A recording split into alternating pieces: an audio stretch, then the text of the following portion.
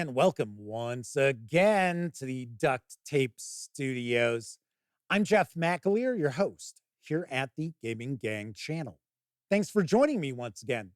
Spooky September continues as today I will be reviewing Call of Cthulhu, The Order of the Stone from Chaosium Inc. This is written by Jared Twing, Lynn Hardy, and Paul Fricker. And this 152-page hardcover arrives in stores today, carrying an MSRP of $42.99.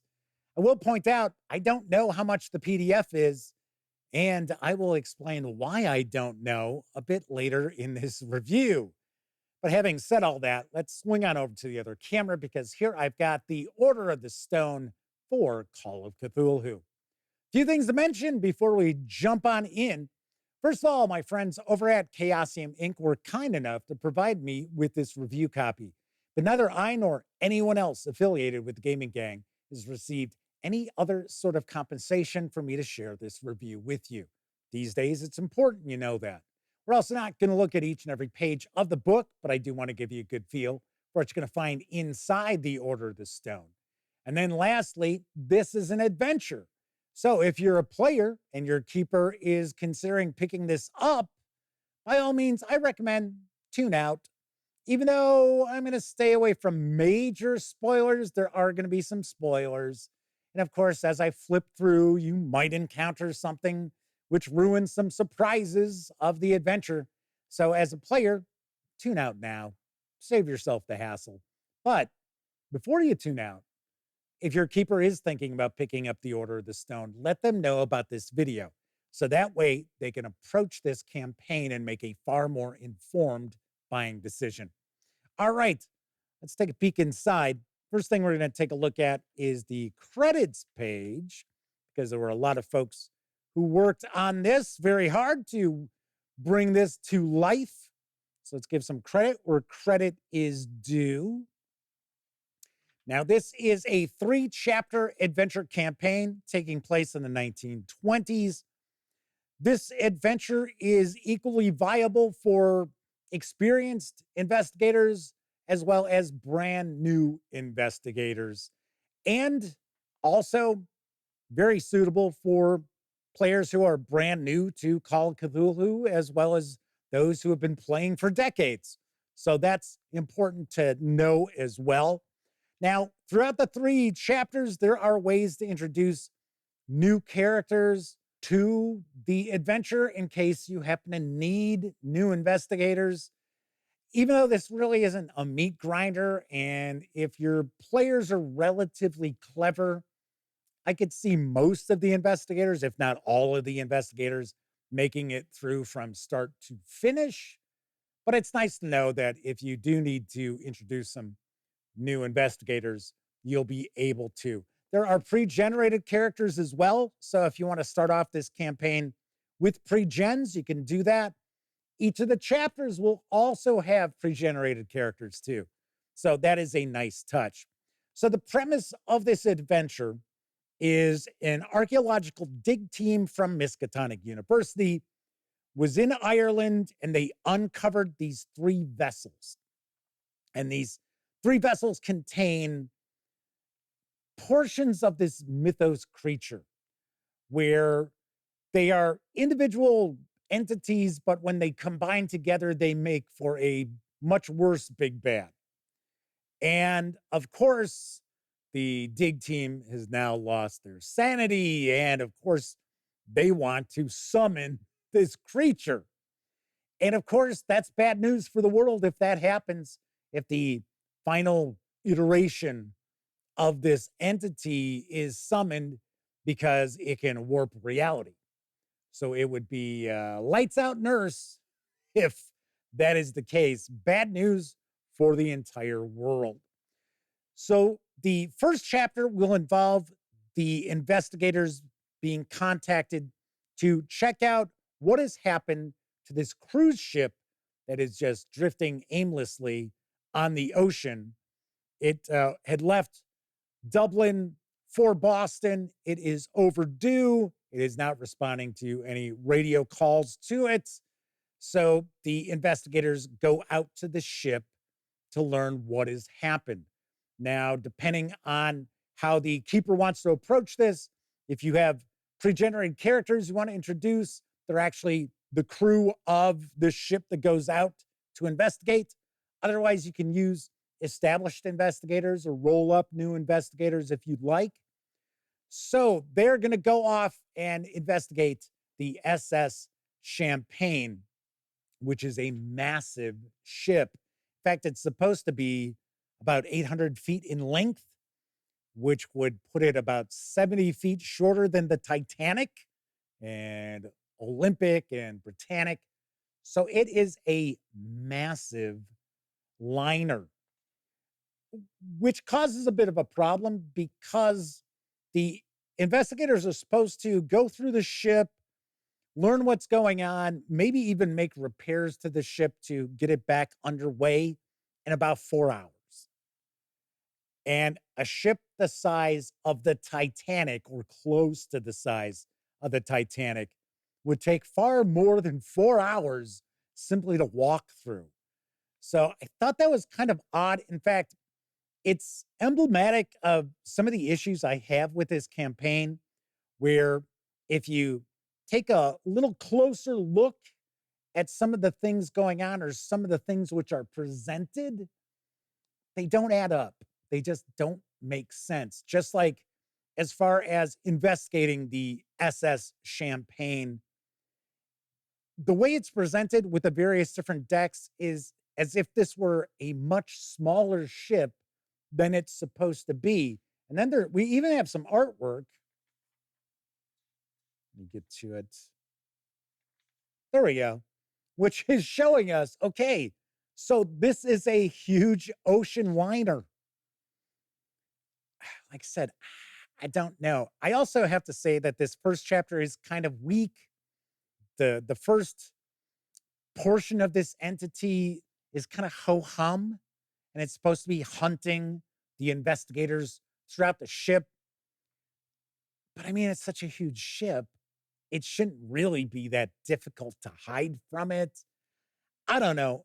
There are some cool things about this chapter that I would certainly utilize, and I would probably break it down a bit to present it a bit differently to kind of boost up the terror on the SS Champagne. But as written, kind of weak. So then what'll happen is the dig team has actually escaped from that cruise ship. No one else has. So there should be literally about 2,500 bodies on this ship. And there's supposed to be a lot of gore throughout the ocean liner. But still, if it was all the passengers except for like 5 or 6, and all of the crew had been massacred by this creature, I mean, that is some serious gore on board that ship. Like I said, some of the things just don't add up. Next up, the investigators learn of the murder of someone in this small town, and it turns out that this murder victim was one of the members of that Miskatonic dig team. And the reason why the investigators know that is because they have a portion of the passenger manifest from the SS Champagne, and they're supposed to go and check that out. I got to be honest, it's kind of a weak hook. Although the players should have an idea that this creature is bad news already. But the thing is, they probably think they've defeated it. So, like I said, I think the hook to get the investigators to the town of Greyport is a little bit weak. I will say that this chapter is my favorite chapter. There's quite a bit going on in this small town. There are some NPCs which will be helpful. There are others which might be more than just a hindrance. And this is where the investigators will learn about the Order of the Stone, which is actually opposed to this creature. So the investigators might find themselves with an ally against the survivors, as they're called, these newly formed cultists who are trying to summon this final iteration of this entity. But the problem is, the players themselves may not necessarily realize right away that they have allies, and how they treat the Order of the Stone in the second chapter is going to determine their attitude towards the investigators in the final chapter, The Hunt. So, little tricky there. So, what will eventually happen is the investigators are going to find that the final summoning is going to take place at the ruins of an abandoned Puritan village in Massachusetts, which is also near the site of a children's camp, a summer camp. So the investigators are going to explore the summer camp as well as the abandoned village, the ruins of the abandoned village. Strangely enough, this entity is now kind of dredged up ghosts. Now, the ghosts aren't really controlled by it or anything like that, but it just feels kind of odd, kind of thrown in there for not much reason. Now, the entity itself can also mutate flora and fauna. So that's a problem. It can also mind control people. So that's another problem that the investigators are going to have to deal with. The finale's not bad. The finale's okay. Once again, it's got something that kind of doesn't make sense. And that is strangely enough, the kids' camp. And it's supposed to be a boys and girls camp. This is the 1920s. There would not be a camp for boys and girls. Camps were separated by gender. It's just one of these things that's kind of obvious where it's like, okay, well, if you're going to include a children's camp in your adventure, you should realize that at this point in time, you would not have had boys and girls staying together at a summer camp. It's just not something that would be done. So I don't know. Like I said, as I mentioned, there are some things throughout this adventure which are sort of, yeah, that sounds interesting. And then you're kind of like, well, wait a second, hold on. That's not how it would be. And I know you might be sitting there thinking, geez, Jeff, come on, taking this a little too seriously. And I get it. It's just, I'm one of these people. I love the history that goes into all the Call of Cthulhu adventures that take place in historic eras. And things just seem a little off base in this adventure campaign.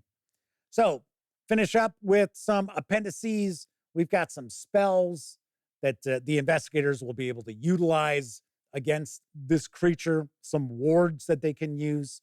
And then we've got our crew of the Foggy Sea, which is the pre-gens for the boat that goes out to investigate the SS Champagne. So here you see we've got them there. And then we'll wrap up with our index. And that is look inside the Order of the Stone for Call of Cthulhu, a horror mystery in 3 parts. Swing on over to the other camera so I can share some final thoughts and give this a review score. As far as production quality, paper stock's fine. This book should hold up to repeated use at your game table. It's 152 pages, so it's not as if it's a really thick hardcover that you got to concern yourself with the binding. Artwork throughout, there are some cool pieces, and then there's quite a bit of lackluster sort of artwork throughout, which we're starting to see more of in Call of Cthulhu releases. I'm kind of surprised because the artwork and presentation for Call of Cthulhu, as well as most Chaosium Inc. role-playing game releases, has always been just top quality. So like I said, I'm kind of surprised that some of this weak artwork is making its way into the Chaosium Inc. releases. The 3 adventures themselves are okay. I like the second one the best. I like the various different NPCs and how they react to each other, as well as the investigators, how some might help the player characters and others might hinder the player characters, and how there is some friction amongst them, as well as the outsiders, which include the investigators to this small town. So I do like that chapter. First chapter, the finale, as I mentioned, there's things about the adventures that just don't make sense or they don't add up when you kind of take a closer look at them. So, as an example, in the first chapter, when the investigators are on board the SS Champagne, at one point, a rogue wave is supposed to hit the ship and pretty much knock the ship over onto its side, and then it rights itself. But it has a bit of a list, and it's supposed to give the players and the investigators the idea that, you better hurry up because if another rogue wave hits this ship is probably going to founder. But the reality is, a ship the size of the SS Champagne would have to be hit with a tidal wave, not a rogue wave, in order to do something like this. It would be like the Poseidon adventure. Although the SS Champagne doesn't capsize. But like I said, it doesn't add up. So it's sort of like, in some aspects in that chapter, it's like the investigators are on a much, much smaller ship than what's supposed to be presented with the deck plans and everything else. So like I said, some things just don't add up. And that's not the only thing. There are a few different things throughout the three adventures that you're kind of left scratching your head. All in all, I find the campaign to be okay. Now, that's not to say that I couldn't tear this apart, kind of piece it back together and boost it to make it more along the lines of what I would like to run at my game table, because there are some cool set pieces. There are cool encounters. There are good things about these three adventures. So it's not a horrible book by any stretch of the imagination. It's just okay, which is not what we're used to seeing from Chaosium Inc. We're used to seeing books that I score 9, 9.5, 10s. Sadly, this is not the case here. Weirdly enough, there was an embargo on reviews until today. This book showed up today. I had already read the PDF. So my friends at Chaosium Inc. had been kind enough to send along the PDF and the handouts and things like that. So I had already read the book. But I thought it was really odd because normally we as reviewers will have Chaosium releases well in advance of its street date. Now, it is possible that there had been a delay at, I want to say it's Bang Printing, which sends these out. So that's a possibility. I don't want to say that, oh, well, Chaosium didn't want anybody to have it, before it went on sale because, they'd be giving negative reviews or whatever. No, that's not the case because we had PDFs to actually read the book ahead of receiving the book. So that wasn't an issue there. Here's something strange, though. So online retailers show this is in stock and you can order it. I was taking a look at Miniature Market as an example. It shows this is in stock. If you go to Chaosium Inc., there's no link for you to order it. There's no link for you to buy it. So there's no link for you to buy the hardcover from Chaosium Inc. as I record this. And of course, if you get hardcovers from Chaosium Inc. or some of their brick and mortar partners, you get the PDF absolutely free. There's no way to do that. And the PDF is not for sale yet. It is not on DriveThruRPG, once again, as of this recording. So I can't even tell you how much the PDF is. It's really strange. It's almost as if Chaosium Inc. is sort of like,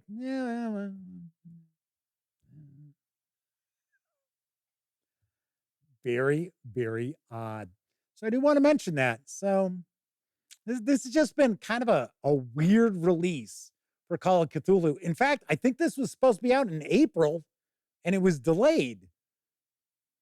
And strangely enough, this feels rushed and unfinished in a lot of ways. Don't know. Like I said, it's not horrible. It's all right.